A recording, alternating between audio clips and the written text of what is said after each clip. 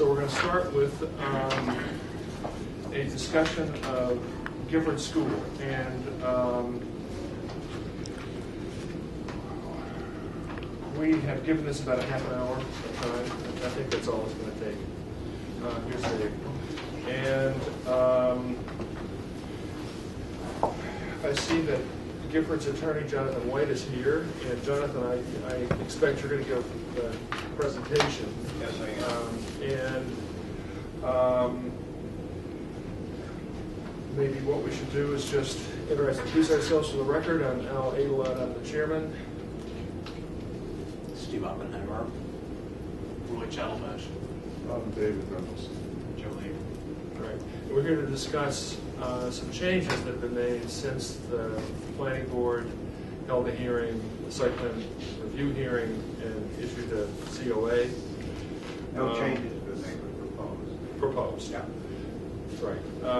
And Jonathan, why don't you tell us what the school would like to show us? Okay. First, I'll introduce Bob to Craig. Yes. Bob is a long time, well, how would I Plan supervisor for a different school. which includes the grounds. As far as I understand, from my perspective, trying to understand what the board's interested in tonight, there are two very broad categories. One is whether or not the three items which are now proposed for the field push us over the 1,000 cubic yards for a special, requiring a special permit.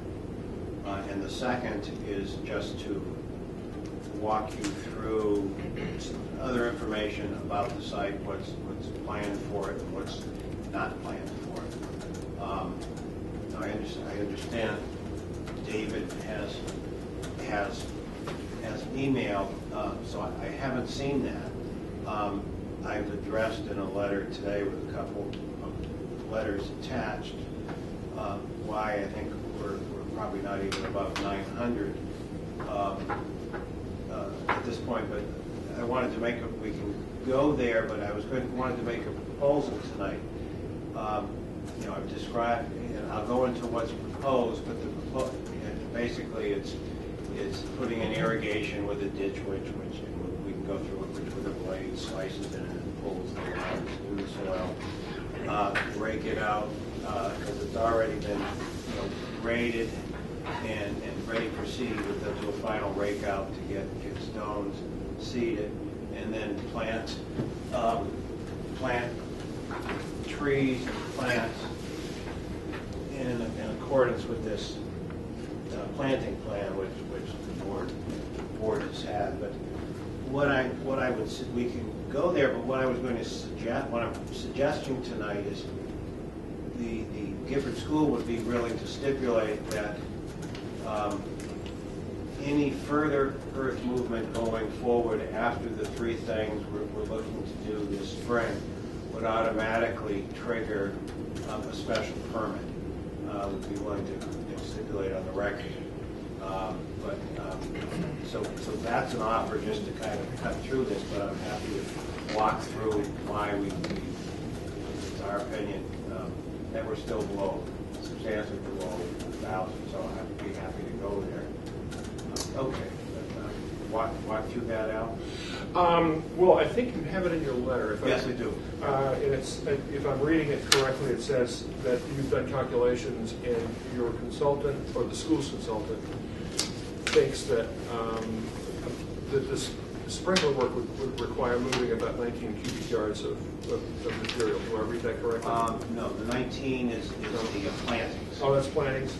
Okay. We didn't come up with what we said on the ditch witch, and we walked through it. It has a letter attached how it goes. It's our position that putting in the lines doesn't move any soil. The only soil that's and that the connection, because I know you asked a good question, and you're going to have to run a trench to get a major water pipe in there they connect to. But no, the letter from Mark Lucas, who does a lot of the properties in town, does the recreation department fields, says the connection is already there in the front of Gifford School, and he can use, they'll be using the ditch witch right from the start from that connection, because it's just a little bit to go across the property line, and the ditch witch, will be used throughout. And as he explains it, it has a blade that cuts down about 8 inches, and then they have the line puller, which pulls it through the soil about 6 to 8 inches down, and any time it hits a rock, they have a vibrator which shakes it to get it one side of the rock or other. And he said the only thing they have to do when the work is done is they have to tamp it down, because it vibrates. Any time it vibrates the soil, and so they tamp it down. So it's our position that the only earth movement is the 40 to 45 heads that have to go in, and that's what each of those heads entails is, as he says in his letter, is a 6 by 6 inch wide hole that goes down 8 inches, and they cut it. They do that by hand with a very narrow 6 inches wide shovel. So they dig that hole each time, and then they put it back when it's done. So our suggestion or position is that this witch doesn't move earth, at least as intended by the bylaw, but I guess you could say that each of those individual holes is earth movement. But coming out of December, as far as I can see looking at the record, the agreement, Mr. Garvin, the engineer for Samiotis, who wrote a letter, which is on the record, saying it was 860 cubic yards that were moved. And then later in December, there was a meeting that John, Joe, and Ann attended, and John reported at that meeting that his conclusion was that it was about 850 cubic yards that was moved. So just using the larger one, 860, the planting is the report there, we've even got her calculations, is a little bit less than 20 cubic yards. I don't know if planting, I would suggest that planting a tree is not earth movement, but let's say that it is. So that's another, this is rounding up 20 cubic yards. And with the putting in the irrigation, all those holes, that's substantially less than 20 cubic yards, which is a lot of earth. And those 46 by 6 inch holes would come close to 20 cubic yards. So we're suggesting that it's still below 900. But what we're suggesting is, I agree with your point, Al, that let's make it so that we don't have to keep coming back here and discussing whether we finally crested the 1,000. 20 cubic yards at a time. So I'd be very happy to have the record reflect that the next time Gifford School is moving earth on that site, we have crested the 1,000, so we don't have to have this discussion again. Yep. So that's the proposal on that, and I don't know what David's letter says, or email said. I checked the Samiotis stuff back at Christmas time, I think. That's a big piece. They sent me AutoCAD files, and they did it that way, so it was really easy. It wasn't by hand or anything, so it's a pretty good number. And then, the other two pieces seem reasonable. My only question, it's more along the lines that is if the earth doesn't leave the site, is it moved, or so if it just comes out of the hole, that counts as movement? Okay, all right. I mean, that was the idea. It's not earth removal, it's moving it around. And it's not intended to take every teaspoon of earth, it's just been intended for large scale. And just because whatever, I'm here, the heads is, 45 heads is, that all adds up to 0.28 cubic yards. Yeah. Not very much. No, I think it's a reasonable proposal personally. Does the rest of the board agree with that? Okay. And the landscape piece, Jonathan, can you talk about that for a few minutes? I can. I'm not able to really offer a whole lot of comment on it, but smaller ones are shrubs. He's looking to accomplish three things with his plantings. We show some trees that are already here, but he's proposing, let me see,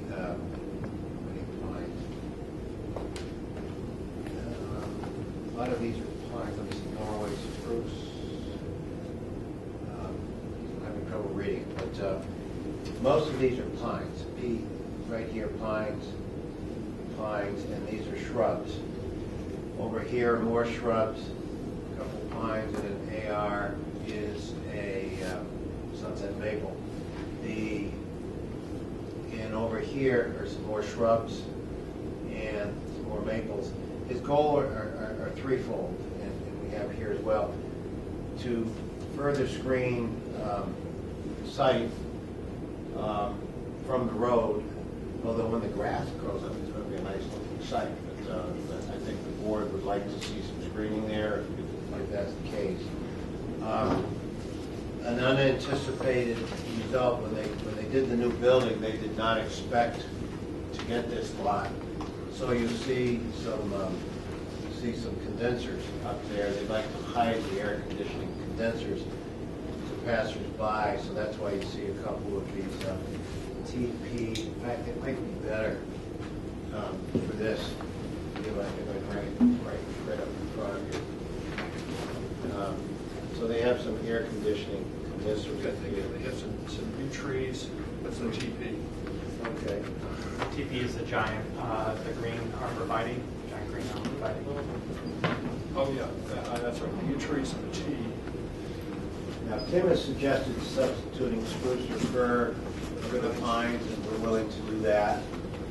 And she's not strongly against the arborvitae, but if you folks would like something else put in there, I think we'll put something else in there. So her comment was, I took a look at the planting plan for Gifford School. I think the white pine should be changed to fir or spruce, considering all the troubles we have had with white pines in Weston.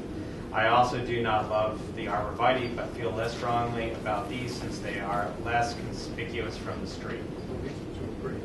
It's right on the street. But I think as far as because they're flanked by existing trees, it's less of a green wall. It isn't like they're having a whole row of them. Plus, what's the drop behind that line? Just feel, doesn't it continue down? It drops down probably about maybe 15 inches.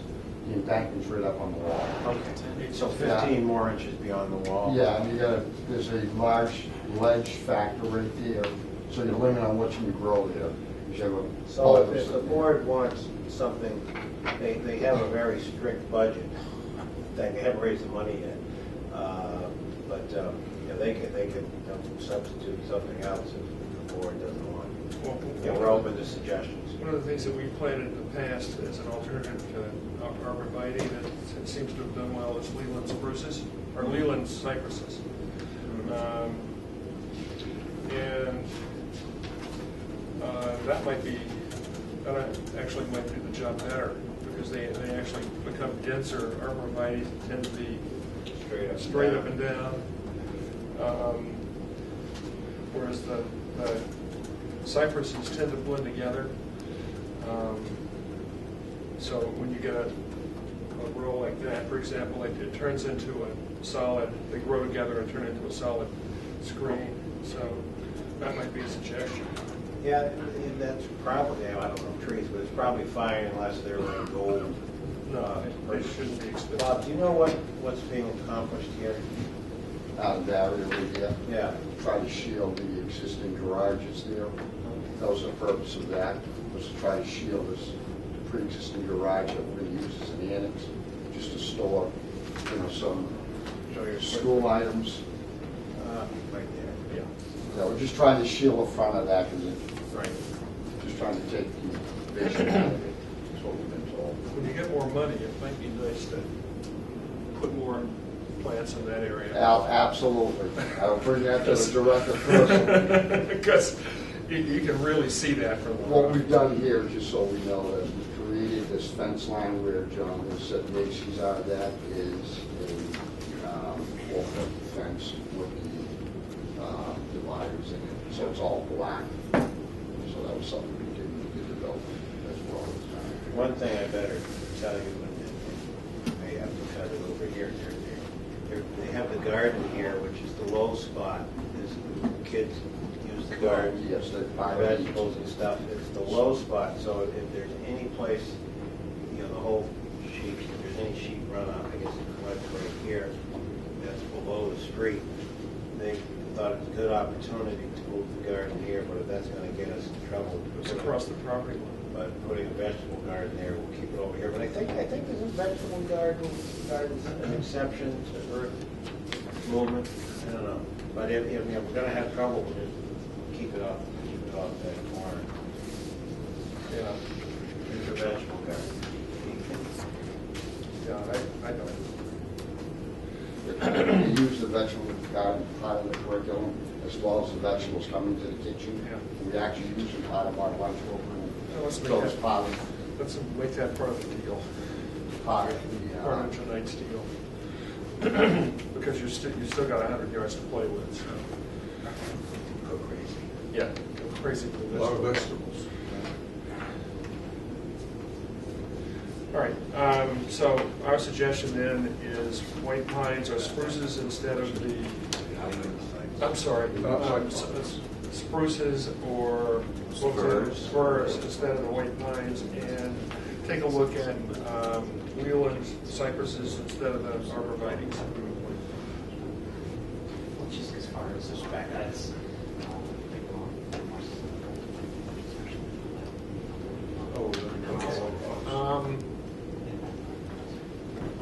Sounds like we're there. So what we'll do is just issue an amendment to the decision that says this is the agreement we've come to, and that's it.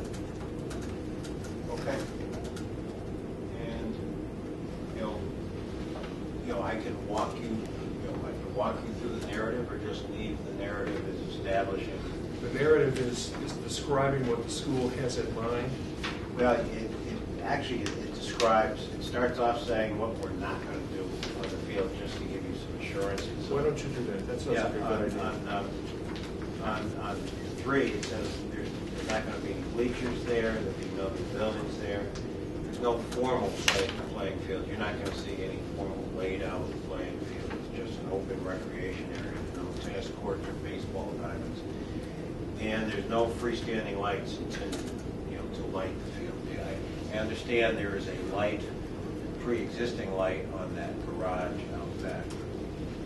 And I think if they get the money and they plan to change the color of the roof and of the paint on that garage so it'll match all the other buildings of the school.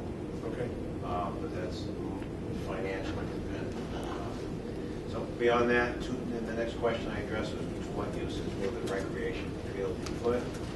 So you can follow along with me. This is 4A. We have it? Yeah. It's what he just gave. What does it look like? It's got a cover letter to Joe, March 1st cover letter on it. I think I have an extra one. So one other one somewhere. There's another one out. Oh, thanks. So what uses will it be put? Unstructured recreation, and I list the type of activities. It will be used for parking for special events, and that's, I said, are you going to park on a field with irrigation? He said they've done it on the other field out back. The only ones they anticipate is, I'm sure you folks as Westonites have seen the two that the school ends up parking all along Route 20, is graduation and that spring auction, yard sale, I should say.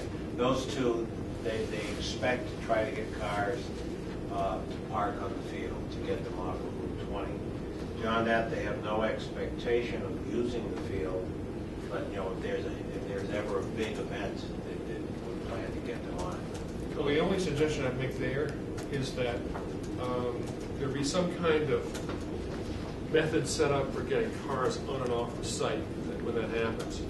You'll have police officers at that event. we hired detail officers from Weston PD Yeah, for most of our events.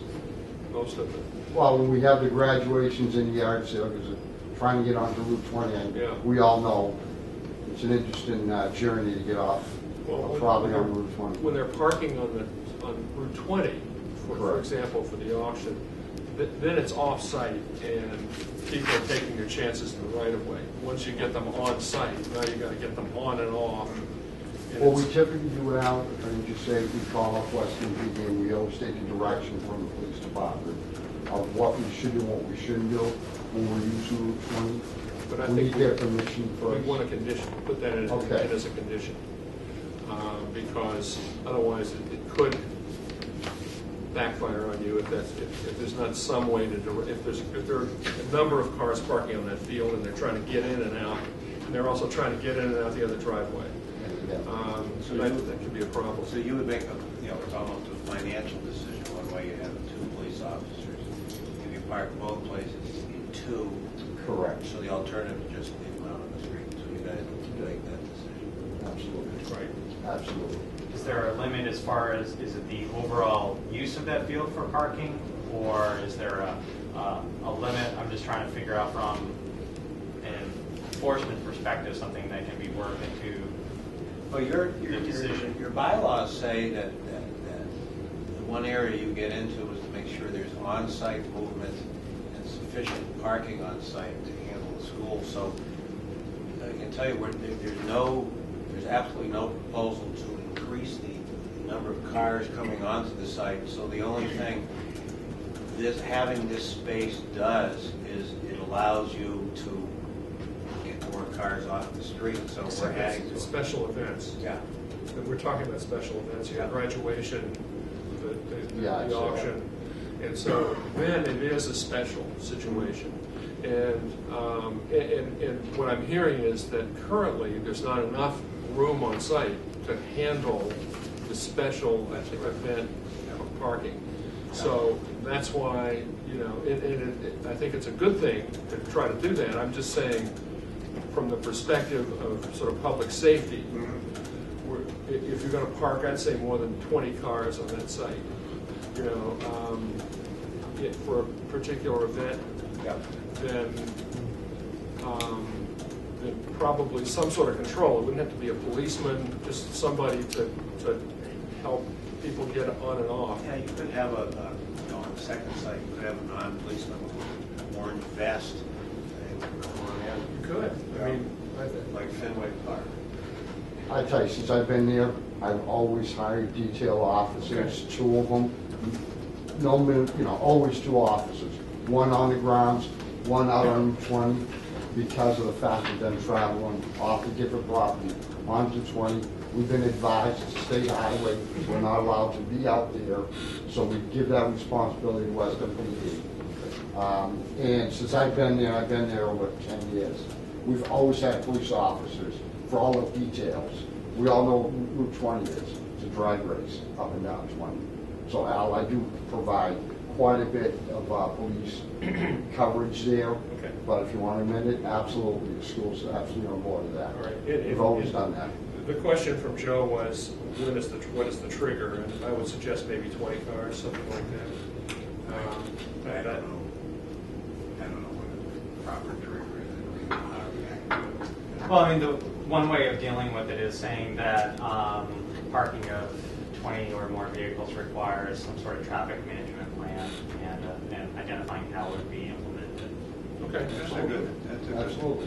way to get in touch with you if that's going to happen. All right, that's fine with me. This is relationship to a special event, 20 cars more than what would normally be there for staff, et cetera. I presume For our guests. 20 guest cars. Yeah. Okay.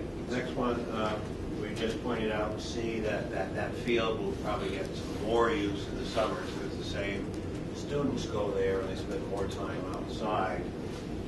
And I was thinking afterward, the only additional thing I can see happening on that site, we've had to go to the building inspector's office when this happened. I know when they added a couple of canopies, we went through his office on the main site. So if in the summer, they're looking to put in a canopy, sometimes they put those sense to get the kids out of the sun. You know, I guess they'll check with John. See what they have already. Yep. And the board actually, there was one that the board approved, I want to say, in this location a couple of years ago. Right. So, you know, we've already done that as a process. So, check with you if there's anything new.